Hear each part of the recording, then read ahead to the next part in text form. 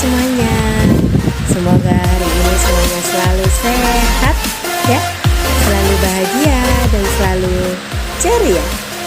Oke Ananda, Bu Dewi ingin sekali Ananda hari ini ya sudah mandi. Semoga Ananda sudah mandi, sudah sarapan, sudah bantu orang tua, kemudian buku dan alat tulisnya sudah disiapkan, dan Ananda siap menerima pembelajaran hari ini dengan Bapak Ibu Guru.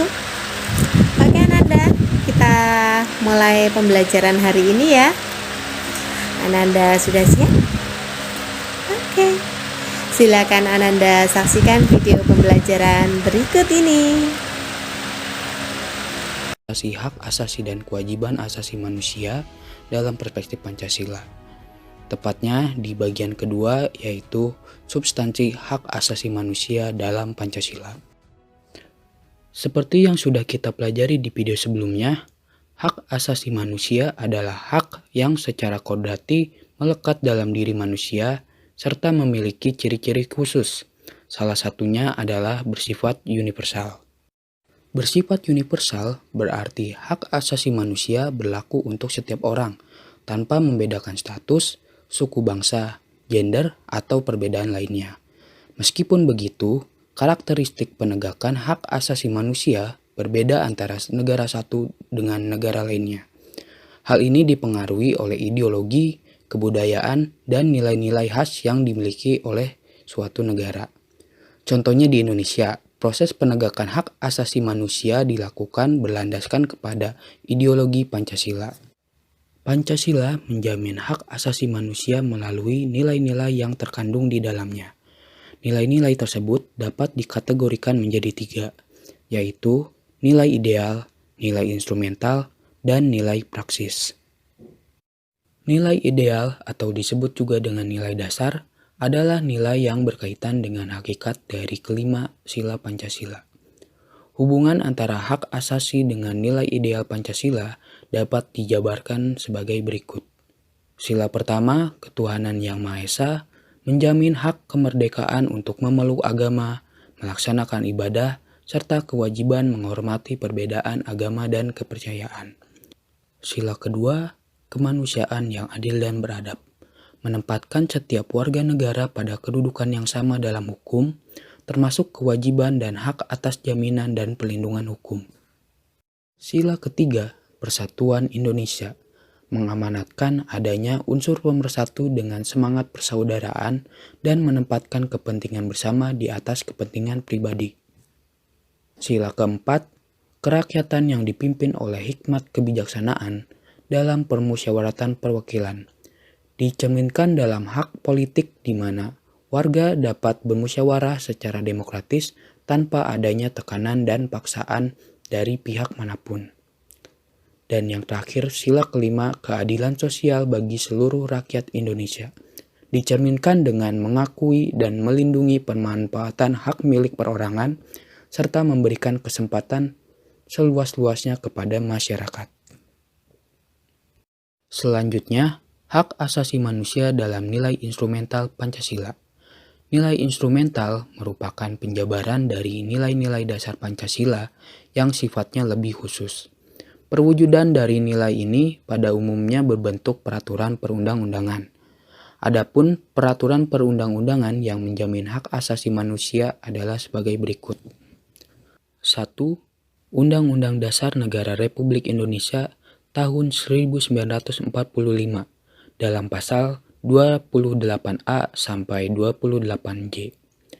Kedua, Ketetapan MPR nomor 17 tahun 1998 tentang hak asasi manusia.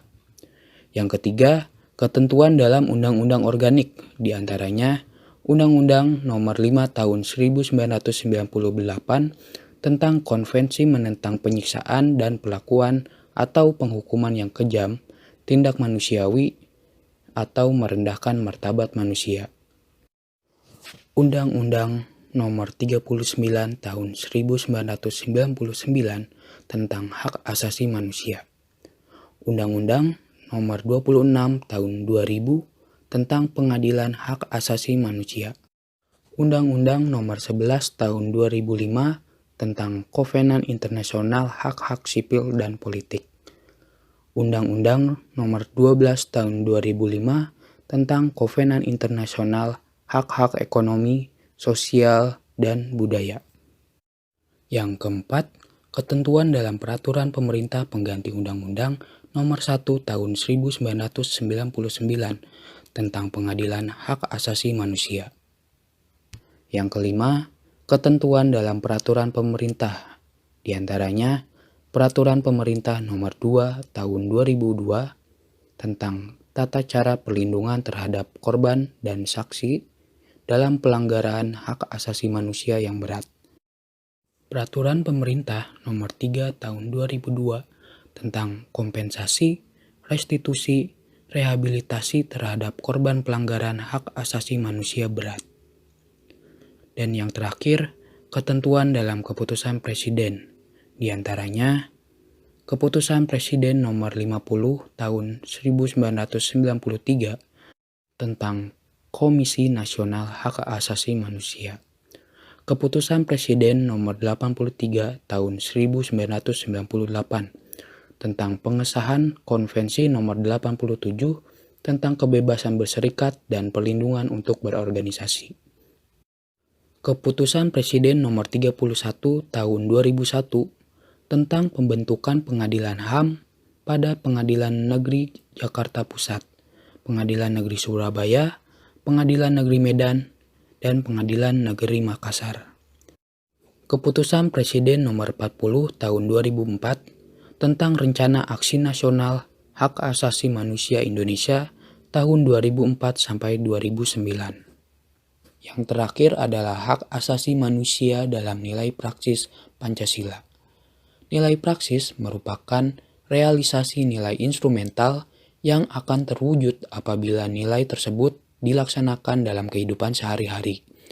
Wujud dari nilai ini berupa sikap positif yang ditunjukkan oleh warga negara. Sikap yang ditunjukkan yang berkaitan dengan penegakan hak asasi manusia dalam sila pertama antara lain, saling rukun dan bekerja sama antar umat beragama, saling menghormati kebebasan beribadah sesuai agama dan kepercayaannya, dan serta tidak memaksakan suatu agama atau kepercayaan kepada orang lain. Dalam sila kedua, sikap yang ditunjukkan antara lain mengakui persamaan derajat dan hak sesama manusia, saling menyayangi, tenggang rasa, menghormati, dan tidak semena-mena kepada orang lain, dan menjunjung tinggi nilai kemanusiaan serta berani membela kebenaran dan keadilan. Dalam sila ketiga, sikap yang ditunjukkan antara lain menempatkan kepentingan umum di atas kepentingan pribadi, merasa bangga, cinta, dan rela berkorban bagi tanah air, serta memajukan pergaulan demi persatuan dan kesatuan bangsa. Dalam sila keempat, sikap yang ditunjukkan antara lain tidak memaksakan kehendak kepada orang lain, mengutamakan dan menerima hasil musyawarah dalam mengambil suatu keputusan, dan mempertanggungjawabkan setiap keputusan musyawarah tersebut.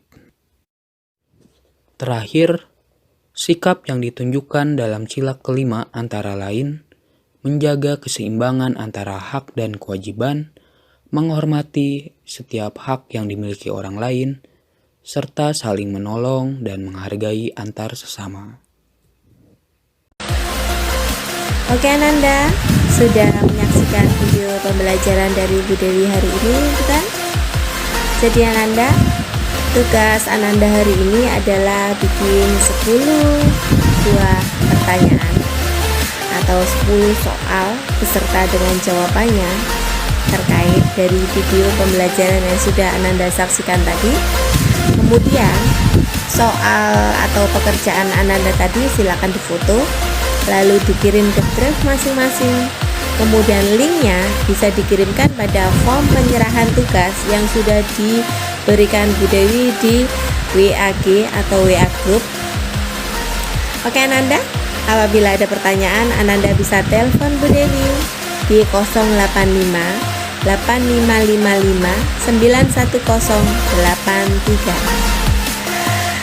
Selamat bertemu kembali Ananda. Semoga selalu sehat.